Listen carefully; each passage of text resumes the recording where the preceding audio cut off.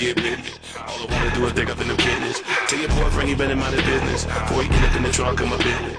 I'm sorry, I'm just never going to understand what's the big deal behind a man asking a woman what does she bring to the table. It doesn't have to be that exact sentence. It could be, where do you see yourself in 5 years? Or, what is it that you can help me build with? Like, how can we grow together? Like, how are you offended by this? I don't understand. Like, I see women be like, oh, it's offensive. No, it's not. Just probe him back. Ask him questions back. Men have a right to know who they dealing with. I have never had a difficult time with attracting men, no matter how much I weigh, no matter whether I'm wearing real hair, fake hair, makeup, not makeup. I've never had an issue with attracting men. The problem is that I attract so many different types of men, it becomes difficult to figure out which one of these men I should accept as the man to be my man. And at this point, I'm like extremely picky beyond the way that I used to be when I was dating in my 20s. Now I'm in my 40s, I require a lot more than I did before. I used to date men depending upon how good they were to me. They could have been ugly. Like my family used to always be like, you date ugly guys. But I used to like how they treated me. But regardless of how the guys looked, what I noticed is that I am the one that was always in the dark. Like I was the one that had no idea that my man was sleeping around and I end up finding out from the side chick. Like that was me. I was the one that was never like aware of what was going on. And now the biggest thing that I want from men is just honesty. That's really it. And that's hard to get. Fellas, treating women bad after you've been played by a woman is you hustling backwards. You depreciating your own value by becoming community pipe. You feel me? You collecting a whole bunch of vagina is appealing to men, not women. You put yourself at more risk of being some woman's third baby daddy. All you self-proclaimed good guys out here seeing your male friends treat women bad, let me explain something to you. Good guys do not befriend bad guys. Bad guys have friends who are also bad guys. You ain't never heard of birds of a feather flock together? Yeah, that's you. Good guys do not condone bad behavior.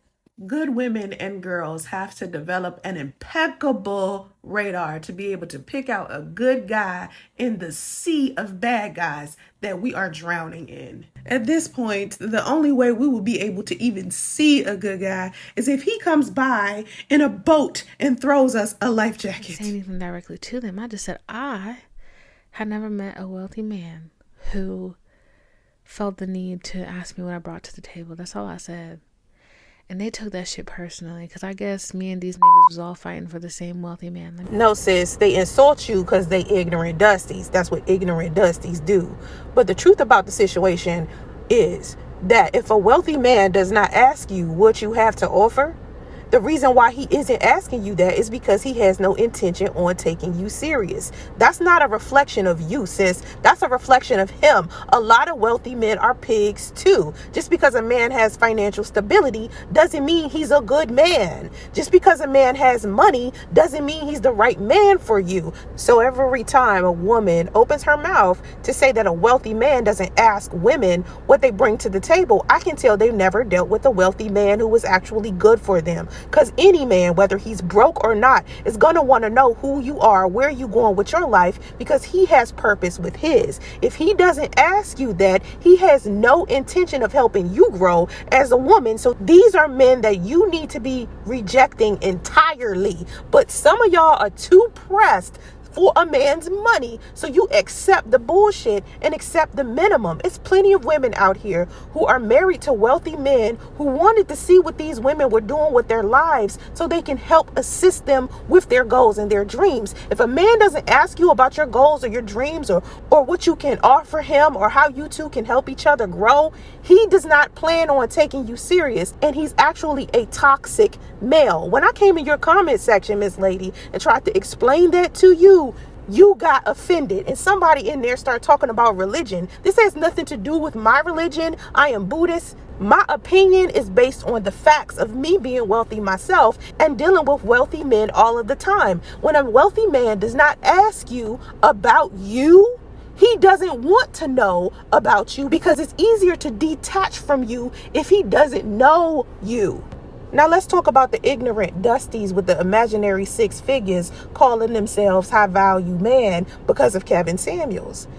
You got to listen to what a lot of them are saying and kind of like sift out all of the disrespect. They're ignorant. They talk with ignorance. I make positive content for men and they still disrespect me. They disrespect black women. That's what they do. But listen to them when they talk about men because they tell on themselves. Just pay attention to what they saying. And insulting them back without using any type of intellect makes you just as dusty as they are. If you keep getting rejected by females to the point where you're saying that females only choose bad guys, then you are the problem, sir. Let me explain. Toxic people are attracted to toxic people. So if you keep looking in the direction of a woman who is continuously choosing a toxic man, that means you are attracted to toxic women. And that itself is a toxic behavior that a toxic person has. Good men want good women and rarely get rejected by them. Be with someone who's attracted to the soul of who you are, not just your physical appearance or what you can do for them. So I took me a little social media break, got off for a couple of weeks, and just took some time to spend with my family. And the reason why I decided to do this is because, number one, I'm a soul-based leader. And in order to do that, I have to pray and meditate often. And sometimes y'all distract me from, being in touch with my good side. I'm trying to be Yoda up in here and y'all just be throwing me off. I'm Buddhist and I be about to yank y'all spiritually up in here. Between the social media debates and the fatigue and my mom's cancer, my workload has been ridiculous. So I had to make my well-being and my healing top priority. Listen, it is okay for you to be selfish enough to say, if it doesn't serve you, you do not want it. Don't let anybody make you feel bad about that. You have to have the courage to create boundaries that support your growth so you can shine and flourish. A ship is safe in harbor, but that's not why ships are built. You were not built to be in places that make you unhappy. You live every day, but you only die one time. One time. Do you really want to live every day being miserable? No, you don't. Respect your intuition and your need for rest and emotional attention. Like, people walk around here depriving themselves of that need because they don't want to seem like they're clingy or needy. You're a human being. You're supposed to want those things. Babies are cute. But every time a woman chooses to have a baby by a fuckboy, a unicorn dies.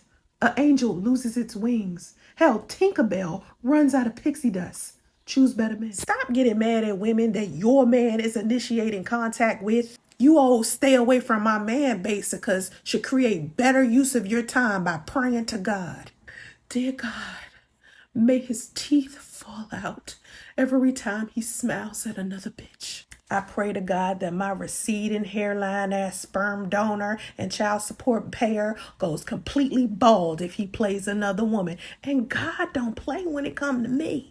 A whole trail of dreads follow him like breadcrumbs through the parking lot. I bet your bottom dollar it does. You better save yourself because we can't help someone who won't even participate in their own rescue. We out here throwing rafts to people who rather drown instead of swimming. Talking about some, I don't have nothing to live for. Yes you do. If you didn't have something to live for, you would have never came here to begin with. Just go figure it out. And how do you know where you going when you die is better than where you are right now? None of us know that. You might go somewhere else and wish you could come back here. You better stop that. I don't have nothing to live for. We ain't gonna do the pity parties. We ain't gonna do that. Happiness is a choice. And you have so much free will that you can choose bondage. Remember that. You got this. You in control.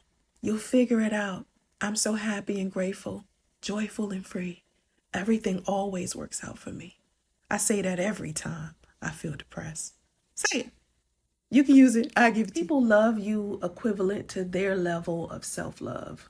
And they communicate that love to their level of emotional intelligence. Their behavior is a reflection of their self-awareness. A lot of times people don't even know who they are through and through.